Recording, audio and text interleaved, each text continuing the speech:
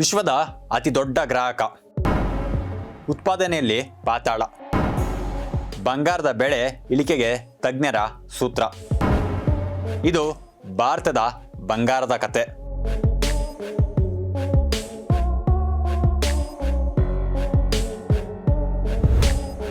ಚಿನ್ನ ಚಿನ್ನ ಚಿನ್ನ ಸದ್ಯಕ್ಕೆ ಮಿಡಿಲ್ ಕ್ಲಾಸ್ ಮಂದಿಯ ಬಾಯಲ್ಲಿ ಕೇಳುವ ಮಾತಿದು. ಸದ್ಯದ ರೇಟ್ ನೋಡಿದರೆ ಜನ ಬಂಗಾರದ ಕಡೆ ಮುಖ ಕೂಡ ಹಾಕಲು ಆಗಲ್ಲ. ಅಷ್ಟೊಂದು ಪ್ರಮಾಣದಲ್ಲಿ ಹಳದಿ ಲೋಹದ ಬೆಲೆ ಹೆಚ್ಚಾಗಿದೆ. ಸದ್ಯ 10 ಗ್ರಾಂ ಚಿನ್ನಕ್ಕೆ 1.20 ಲಕ್ಷ ರೂಪಾಯಿ ಮುಟ್ಟಿದೆ. ಹಣದುಬ್ಬರವನ್ನು ಪರಿಗಣಿಸಿದರೆ 1980ರ ದಾಖಲೆಯನ್ನು ಮುರಿದಿದೆ. ಈ ಹೊತ್ತಿನಲ್ಲೇ ಜಗತ್ತೇ ಚಿನ್ನದ ಮೇಲೆ ಹೂಡಿಕೆ ಮಾಡುತ್ತಿದೆ. ಆದರೆ ವಿಶ್ವದ ಅತಿದೊಡ್ಡ ಚಿನ್ನದ ಗ್ರಾಹಕ ರಾಷ್ಟ್ರವಾದ ಭಾರತ ಮಾತ್ರ ತನ್ನ ಬೇಡಿಕೆಯ 99%ಕ್ಕಿಂತ ಹೆಚ್ಚು ಚಿನ್ನವನ್ನು ಆಮದು ಮಾಡಿಕೊಳ್ಳುತ್ತಿದೆ. ಪ್ರತಿ ವರ್ಷ ನಾವು ಸುಮಾರು 1000 ಟನ್ ಚಿನ್ನವನ್ನು ವಿದೇಶಗಳಿಂದ ಖರೀದಿಸುತ್ತಿದ್ದೇವೆ. ಆದರೆ ನಮ್ಮದೇ ಸಂಪತ್ತು ಸಮೃದ್ಧ ನೆಲದಲ್ಲಿ ಚಿನ್ನದ ಉತ್ಪಾದನೆ ಕೇವಲ 1.5 ಟನ್ ಇದೆ. ಭಾರತದಲ್ಲಿ ಏಕೆ ಚಿನ್ನದ ಉತ್ಪಾದನೆ ಭಾರೀ ಪ್ರಮಾಣದಲ್ಲಿ ಆಗುತ್ತಿಲ್ಲ? ತಜ್ಞರ ಸಲಹೆ ಏನು? ಚಿನ್ನದ ಅಸಮತೋಲನ ಸರಿಪಡಿಸಲು ಭಾರತ ಏನೆಲ್ಲ ಕ್ರಮ ಕೈಗೊಳ್ಳುತ್ತಿದೆ ಎಂಬುದು ಕಂಪ್ಲೀಟ್ ಡೀಟೇಲ್ ಇಲ್ಲಿದೆ ನೋಡಿ.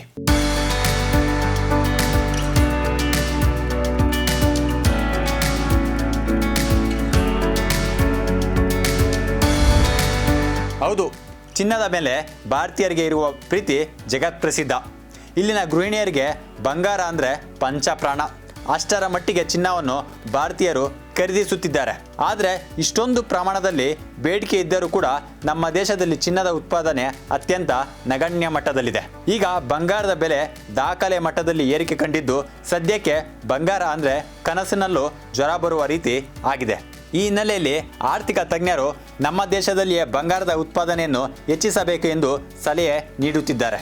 ಸಂಪನ್ಮೂಲ ಸಮೃದ್ಧ ಭಾರತದಲ್ಲಿ ಬಹಳಷ್ಟು ಕಡೆ ಚಿನ್ನದ ನಿಕ್ಷೇಪ ಇದ್ದು, ದೇಶೀಯ ಉತ್ಪಾದನೆಗೆ ಬೂಸ್ಟ್ ನೀಡಿದರೆ ಬೆಲೆಯನ್ನು ಭಾರೀ ಪ್ರಮಾಣದಲ್ಲಿ ಇಳಿಸಬಹುದು ಎಂಬ ಸಲಹೆ ನೀಡುತ್ತಿದ್ದಾರೆ.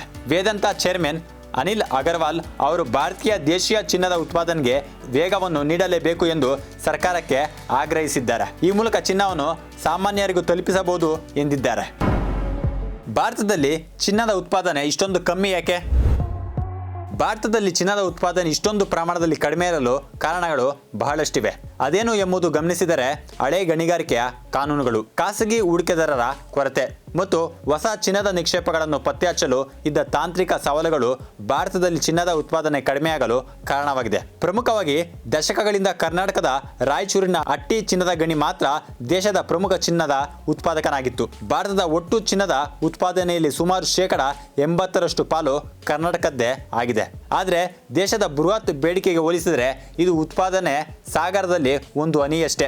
ಈ ಆಮದು ಅವಲಂಬನೆಯು ನಮ್ಮ ವಿದೇಶಿ ವಿನಿಮಯದ ಮೇಲೆ ಭಾರೀ ಒತ್ತಡವನ್ನು ಉಂಟು ಮಾಡುತ್ತಿದ್ದು, ಇದನ್ನು ಬದಲಾಯಿಸುವುದು ಇನ್ನು ತುರ್ತು ಅಗತ್ಯವಾಗಿದೆ. ಆದ್ದರಿಂದ ಚಿನ್ನದ ದೇಶೀಯ ಉತ್ಪಾದನೆಗೆ ಬೂಸ್ಟ್ ನೀಡಬೇಕಾದ ಅನಿವಾರ್ಯತೆ ಇದೆ. ವಿಶ್ವದ ಅತ್ಯಂತ ಹಳೆಯ ಚಿನ್ನದ ಗಣಿಗಾರಿಕೆ ಭಾರತ.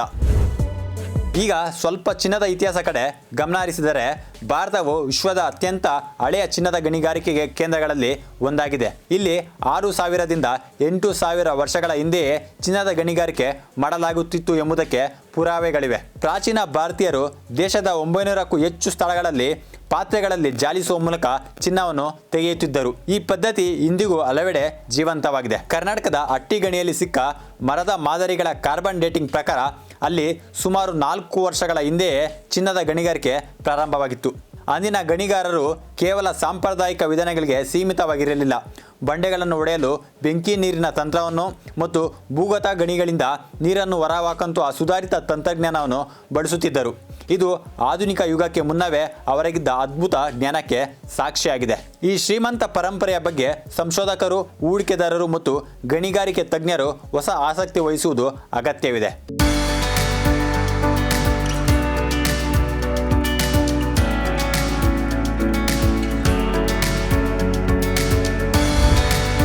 ಭಾರತೀಯ ಭೂವೈಜ್ಞಾನಿಕ ಸಮೀಕ್ಷೆ 1851ರಲ್ಲಿ ವ್ಯವಸ್ಥಿತ ಚಿನ್ನದ ಪರಿಶೋಧನೆಯನ್ನು ಆರಂಭಿಸಿತು. ಭಾರತೀಯ ಗಣಿ ಬ್ಯೂರೋ ಪ್ರಕಾರ ದೇಶದಲ್ಲಿ ಒಟ್ಟು 507 ದಶಲಕ್ಷ ಟನ್ ಚಿನ್ನದ ಅದಿರಿನ ನಿಕ್ಷೇಪವಿದ್ದು, ಅದರಿಂದ ಸುಮಾರು 655 ಟನ್ ಚಿನ್ನವನ್ನು ಹೊರತೆಗೆಯಬಹುದಾಗಿದೆ.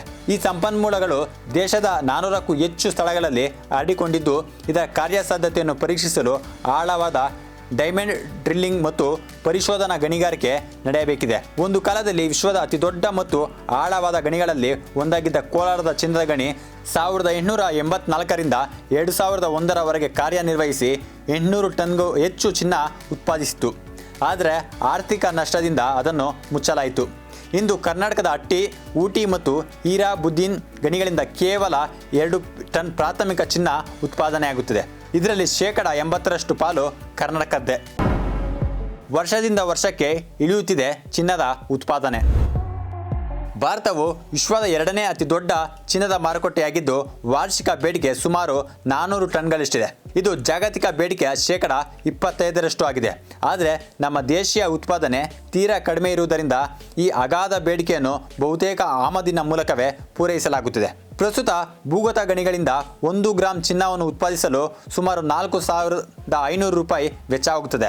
ಆದರೆ ಮಾರುಕಟ್ಟೆಯಲ್ಲಿ ಅದರ ಬೆಲೆ ಸರಾಸರಿ 8,000 ಇದೆ. ಆದರೆ ಉತ್ಪಾದನಾ ವೆಚ್ಚಕ್ಕಿಂತ ಮಾರಾಟ ವೆಚ್ಚ ದುಪ್ಪಟ್ಟಿದೆ.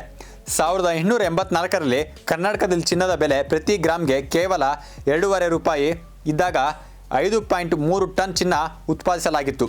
1906ರಲ್ಲಿ ಇದು 14.7 ಟನ್ಗೆ ಏರಿತ್ತು. ಆದರೆ ಇಂದು ಕೇವಲ 1.8 ಟನ್ಗಳಿಗೆ ಇಳಿದಿದೆ. ಇದು ಸಮಸ್ಯೆಗೆ ಮೂಲ ಕಾರಣವಾಗಿದೆ. ಚಿನ್ನದ ಬೆಲೆ ಗಗನಕ್ಕೇರುವ ಈ ಸಮಯದಲ್ಲಿ ನಮ್ಮಲ್ಲಿರುವ ಚಿನ್ನದ ನಿಕ್ಷೇಪಗಳನ್ನು ಬಳಸಿಕೊಳ್ಳದೆ ಭೂಮಿಯಲ್ಲಿ ಬಿಡುವುದು ರಾಷ್ಟ್ರೀಯ ಸಂಪತ್ತು ವ್ಯರ್ಥ ಮಾಡಿದಂತೆ. ಚಿನ್ನದ ಗಣಿಗಾರಿಕೆಯನ್ನು ಪ್ರಾರಂಭಿಸುವುದರಿಂದ ಹಲವಾರು ಪ್ರಯೋಜನಗಳಿವೆ. ಪ್ರಮುಖವಾಗಿ ಗ್ರಾಮೀಣ ಪ್ರದೇಶಗಳಲ್ಲಿ ಲಕ್ಷಾಂತರ ಉದ್ಯೋಗ ಸೃಷ್ಟಿಯಾಗುತ್ತದೆ. ಆಮದಿನ ಮೇಲಿನ ಅವಲಂಬನೆ ಕಡಿಮೆ. ಇದರಿಂದ ಚಾಲ್ತಿ ಖಾತೆ ಕೊರತೆ ನಿಯಂತ್ರಣವಾಗಲಿದೆ. ರತ್ನ ಮತ್ತು ಆಭರಣ ಕ್ಷೇತ್ರಕ್ಕೆ ಉತ್ತೇಜನ ಸಿಗಲಿದ್ದು ಇದು ಈಗಾಗಲೇ 6.1 ದಶಲಕ್ಷ ಜನರಿಗೆ ಉದ್ಯೋಗ ನೀಡಿದೆ. ಒಟ್ಟಾರೆ ದೇಶದ ಸಾಮಾಜಿಕ ಮತ್ತು ಆರ್ಥಿಕ ಅಭಿವೃದ್ಧಿಗೆ ದೊಡ್ಡ ಕೊಡುಗೆಯನ್ನು ನೀಡಲಿದೆ. ಭಾರತದಲ್ಲಿ ಚಿನ್ನದ ಗಣಿಗಾರಿಕೆಯನ್ನು ಹೆಚ್ಚಿಸಲು ಪ್ರಾರಂಭಿಸಲು ಅಪಾರ ಸಾಮರ್ಥ್ಯವಿದೆ. ಆದ್ದರಿಂದ ಪರಿಶೋಧನೆ, ಅಭಿವೃದ್ಧಿ ಮತ್ತು ಹೊಸ ಗಣಿಗಳ ಸ್ಥಾಪನೆಗೆ ಒತ್ತು ನೀಡುವ ಬೃಹತ್ ರಾಷ್ಟ್ರೀಯ ಯೋಜನೆ ಸರ್ಕಾರ ಉನ್ನತ ಮಟ್ಟದಲ್ಲಿ ಆದ್ಯತೆ ನೀಡಬೇಕಿದೆ. ಬದಲಾವಣೆಯ ಪರ್ವಕ್ಕೆ ನಾಂದಿ ಹಾಡಿದ ಸರ್ಕಾರ. ಇನ್ನು ಈ ಪರಿಸ್ಥಿತಿಯನ್ನು ಬದಲಾಯಿಸಲು ಕೇಂದ್ರ ಸರ್ಕಾರ ಮತ್ತು ಖಾಸಗಿ ವಲಯ ಈಗ ಕೈಜೋಡಿಸಿವೆ.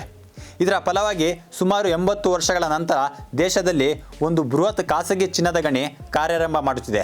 ಆಂಧ್ರ ಪ್ರದೇಶದ ಕರ್ನೂಲ್ ಜಿಲ್ಲೆಯಲ್ಲಿರುವ ಜೋನಗಿರಿ ಚಿನ್ನದ ಗಣಿಯು ಭಾರತದ ಚಿನ್ನದ ಗಣಿಗಾರಿಕೆಯಲ್ಲಿ ಒಂದು ಮೈಲಿಗಲ್ಲು. ಇದು ಪೂರ್ಣ ಪ್ರಮಾಣದಲ್ಲಿ ಕಾರ್ಯಾರಂಭ ಮಾಡಿದಾಗ ವಾರ್ಷಿಕ 750 ಕಿಲೋಗ್ರಾಂನಷ್ಟು ಚಿನ್ನವನ್ನು ಉತ್ಪಾದಿಸಲಿದೆ.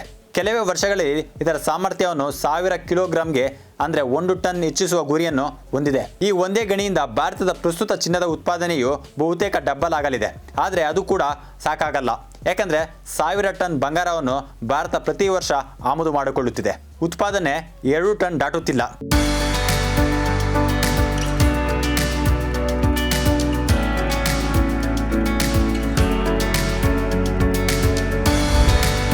ಇನ್ನು ಖಾಸಗಿ ಹೂಡಿಕೆಯನ್ನು ಆಕರ್ಷಿಸಲು ಸರ್ಕಾರ ಮಹತ್ವದ ನೀತಿ ಸುಧಾರಣೆಗಳನ್ನು ಜಾರಿಗೆ ತರುತ್ತಿದೆ. ಗಣಿ ಮತ್ತು ಖನಿಜಗಳ ಅಭಿವೃದ್ಧಿ ಮತ್ತು ನಿಯಂತ್ರಣ ತಿದ್ದುಪಡಿ ಮಸೂದೆ 2023ರ ಮೂಲಕ ಕೇಂದ್ರ ಸರ್ಕಾರ ಖಾಸಗಿ ವಲಯಕ್ಕೆ ಗಣಿಗಾರಿಕೆ ಮತ್ತು ಪರಿಶೋಧನೆಯಲ್ಲಿ ಹೆಚ್ಚಿನ ಅವಕಾಶಗಳನ್ನು ನೀಡುತ್ತಿದೆ. ಪರವಾನಗಿ ಪ್ರಕ್ರಿಯೆಗಳನ್ನು ಸರಳಗೊಳಿಸಿ ಏಕಗವಾಕ್ಷಿ ವ್ಯವಸ್ಥೆ ಮತ್ತು ತೆರಿಗೆ ವಿನಾಯಿತಿಗಳಂತಹ ಆರ್ಥಿಕ ಪ್ರೋತ್ಸಾಹಗಳನ್ನು ನೀಡಲಾಗುತ್ತಿದೆ. ಚಿನ್ನದ ಗಣಿಗಾರಿಕೆಗೆಂದೇ ಮೀಸಲಾದ ಭಾರತೀಯ ಅಮೂಲ್ಯ ಲೋಹ ಪ್ರಾಧಿಕಾರ ಸ್ಥಾಪಿಸುವ ಪ್ರಸ್ತಾವವು ಚಾಲ್ತಿಯಲ್ಲಿದೆ. ಪ್ರಮುಖವಾಗಿ ಜಾಗತಿಕ ಚಿನ್ನದ ಉತ್ಪಾದನೆಯಲ್ಲಿ ಭಾರತದ ಪಾಲು ಕೇವಲ 0.5 ಆಗಿದ್ದರೂ ಭಾರತೀಯ ಮಹಿಳೆಯರ ಬಳಿ ಬರೋಬ್ಬರಿ 24,000 ಟನ್ ಚಿನ್ನವಿದೆ ಎಂದು ವಿಶ್ವ ಚಿನ್ನ ಮಂಡಳಿ ಹೇಳುತ್ತದೆ. ಇದಕ್ಕೆ ತದ್ವಿರುದ್ಧವಾಗಿ ದೇಶದ ಅಗಾಧ ಬೇಡಿಕೆಯನ್ನು ಪೂರೈಸಲು ನಾವು ಸಂಪೂರ್ಣವಾಗಿ ಆಮದಿನ ಮೇಲೆ ಅವಲಂಬಿತರಾಗಿದ್ದೇವೆ. ಪ್ರಸ್ತುತ ಚಿನ್ನದ ಬೆಲೆ ಸರ್ವಕಾಲಿಕ ಗರಿಷ್ಠ ಮಟ್ಟದಲ್ಲಿರುವುದರಿಂದ ದೇಶೀಯ ಚಿನ್ನ ಪರಿಶೋಧನೆ ಮತ್ತು ಗಣಿಗಾರಿಕೆಯನ್ನು ಹೆಚ್ಚಿಸಲು ಇದಕ್ಕಿಂತ ಉತ್ತಮ ಸಮಯ ಇನ್ನೊಂದಿಲ್ಲ. ಭರವಸೆಯ ಬೆಳಕು, ಹೊಸ ಚಿನ್ನದ ನಿಕ್ಷೇಪ ಪತ್ತೆ. ಇನ್ನು ಕರ್ನಾಟಕ ಮತ್ತು ಆಂಧ್ರ ಪ್ರದೇಶಗಳನ್ನು ಹೊರತುಪಡಿಸಿ ಭಾರತದ ಇತರೆ ರಾಜ್ಯಗಳಲ್ಲಿಯೂ ಚಿನ್ನದ ನಿಕ್ಷೇಪಗಳು ಪತ್ತೆಯಾಗಿವೆ. ಇದು ದೇಶದ ಭವಿಷ್ಯದ ಉತ್ಪಾದನಾ ಸಾಮರ್ಥ್ಯದ ಬಗ್ಗೆ ಭರವಸೆ ಮೂಡಿಸಿದೆ. ಇತ್ತೀಚೆಗೆ ಒಡಿಶಾದ ದಿಯೋಗಢ, ಸುಂದರ್ಗಢ್ ಮತ್ತು ಕಿಯೋಂಜರ್ ಸೇರಿ ಹಲವು ಜಿಲ್ಲೆಗಳಲ್ಲಿ 10ರಿಂದ 20 ಮೆಟ್ರಿಕ್ ಟನ್ ಚಿನ್ನದ ನಿಕ್ಷೇಪಗಳು ಪತ್ತೆಯಾಗಿವೆ. ಇನ್ನು ಮಧ್ಯಪ್ರದೇಶದ ಜಬಲ್ಪುರದ ಸಿಹೋರಾ ತಹಸೀಲ್ನಲ್ಲಿ ಸುಮಾರು 100 ಹೆಕ್ಟೇರ್ ಪ್ರದೇಶದಲ್ಲಿ ಅಪಾರ ಪ್ರಮಾಣದ ಚಿನ್ನದ ನಿಕ್ಷೇಪಗಳು ಇರುವುದನ್ನು ಭಾರತೀಯ ವೈಜ್ಞಾನಿಕ ಸಮೀಕ್ಷೆ ಖಚಿತಪಡಿಸಿದೆ.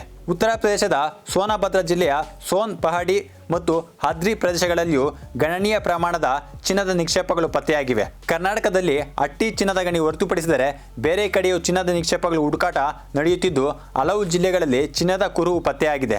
ಈ ಎಲ್ಲ ಹೊಸ ಸಂಶೋಧನೆಗಳು ಮತ್ತು ಸರ್ಕಾರದ ನೀತಿಗಳ ಬೆಂಬಲದಿಂದ ಭಾರತದ ವಾರ್ಷಿಕ ಚಿನ್ನದ ಉತ್ಪಾದನೆ ದೀರ್ಘಾವಧಿಯಲ್ಲಿ ಪ್ರಸ್ತುತ 1.5 ಟನ್ಗಿಂತ 20 ಟನ್ಗೆ ಹೆಚ್ಚಿಸುವ ಗುರಿಯನ್ನು ಹೊಂದಲಾಗಿದೆ. ಆದರೆ ಇದು ಕೂಡ ಕಡಿಮೆ ಎನ್ನಲಾಗುತ್ತಿದೆ. ದೇಶೀಯ ಉತ್ಪಾದನೆಯನ್ನು ಹೆಚ್ಚಿಸುವ ಪ್ರಯತ್ನಗಳು ಶ್ಲಾಘನೀಯವಾದರೂ ಜಾಗತಿಕ ಮಟ್ಟದ ಚಿನ್ನದ ಮೀಸಲಿನ ಸ್ಥಾನವನ್ನು ಅರಿಯುವುದು ಮುಖ್ಯವಾಗಿದೆ.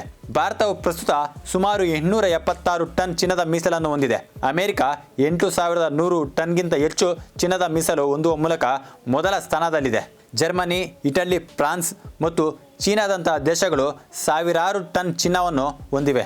ನಮ್ಮ ಹೊಸ ನಿಕ್ಷೇಪಗಳು ದೇಶೀಯ ಆಮದು ಕಡಿಮೆ ಮಾಡಲು ಸಹಾಯ ಮಾಡುವುದಾದರೂ ಜಾಗತಿಕ ಮಟ್ಟದಲ್ಲಿ ಅಗ್ರಸ್ಥಾನದಲ್ಲಿರುವ ದೇಶದ ಬೃಹತ್ ಮೀಸಲಿಗೆ ಹೋಲಿಸಿದರೆ ಇವು ಇನ್ನೂ ಚಿಕ್ಕ ಪ್ರಮಾಣದಲ್ಲಿವೆ.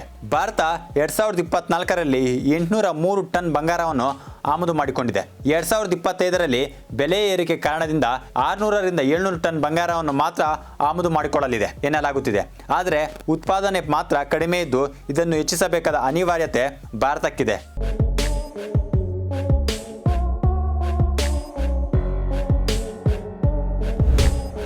ಒಟ್ಟಿನಲ್ಲಿ ಭಾರತ ಚಿನ್ನದ ವಿಷಯದಲ್ಲಿ ಬದಲಾವಣೆಗೆ ಅಣಿಯಾಗಬೇಕಿದೆ. ಸುಮಾರು 800 ಟನ್ಗೂ ಹೆಚ್ಚಿನ ಚಿನ್ನವನ್ನು ಆಮದು ಮಾಡಿಕೊಳ್ಳುವ ಭಾರತದಲ್ಲಿ ಕೇವಲ 1 ಟನ್ ಮಾತ್ರ ಬಂಗಾರ ಉತ್ಪಾದನೆಯಾಗುತ್ತಿದೆ. ಇದು ಯಾವುದಕ್ಕೂ ಸಾಲಲ್ಲ. ಆದ್ದರಿಂದ ಚಿನ್ನದ ದೇಶೀಯ ಉತ್ಪಾದನೆಗೆ ಬೂಸ್ಟ್ ನೀಡಲೇಬೇಕಾಗಿದೆ. ಕರ್ನಾಟಕದ ಅಟ್ಟಿ ಗಣಿಯ ಪರಂಪರೆಯನ್ನು ಮುಂದುವರಿಸುತ್ತಾ ಆಂಧ್ರ ಪ್ರದೇಶದ ಚೊನ್ನಗಿರಿ ಗಣಿಯು ಹೊಸ ಯುಗಕ್ಕೆ ನಾಂದಿ ಹಾಡಿದೆ. ಆದರೆ ಮತ್ತಷ್ಟು ಚಿನ್ನದ ಗಣಿಗಳು ಬಂದಾಗ ಮಾತ್ರ ಆಮದು ಪ್ರಮಾಣ ಇಳಿಕೆಯಾಗಲಿದೆ. ಇಲ್ಲವೆಂದರೆ ಬೇರೆ ದೇಶಗಳ ಮೇಲೆ ಭಾರತ ಅವಲಂಬನೆ ಮುಂದುವರಿಯಲಿದೆ.